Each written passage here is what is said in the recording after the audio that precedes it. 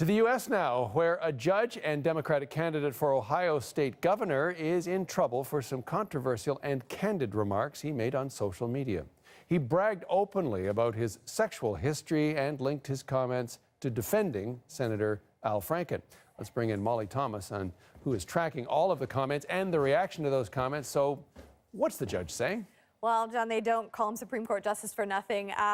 Judge Bill O'Neill is fighting back, and he's standing by his point of view.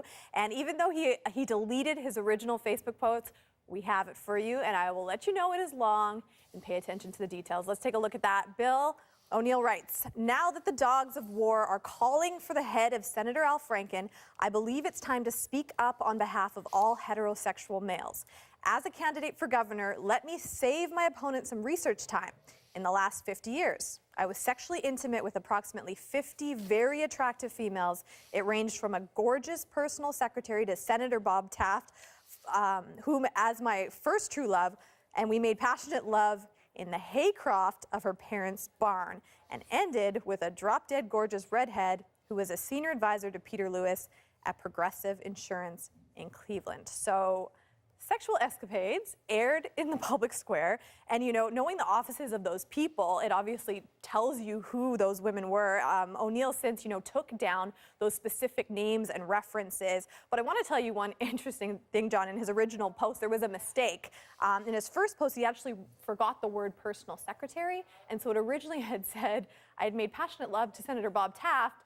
Some news outlets actually ran with that because that's what it said, but it had to be edited. I mean, if you're making a strong statement like that, probably should be accurate. Okay, so yeah, all right. Now, at any time, this would seem odd, but in the charged environment that is underway in the U.S. right now, maybe even more so, what's the reaction? Absolutely. So, I think O'Neill was trying to get ahead of his campaign for governor by airing his sexual history a little bit, but there's been a lot of pushback. So his own campaign manager, spokesperson resigned completely, saying, "The comments made by Bill O'Neill were both disturbing and misguided. As a victim of sexual assault, I cannot in good faith remain a part of Team O'Neill." Now, David Pepper, who's the chair of the Ohio Democrats, also upset over these comments. Here's what he had to say. He says, "We're having a serious national conversation about rape culture and sexual harassment, and it's crucial for men to take time to listen to women." Mary Taylor, Republican lieutenant governor, also very upset, saying this was crass and ill-timed.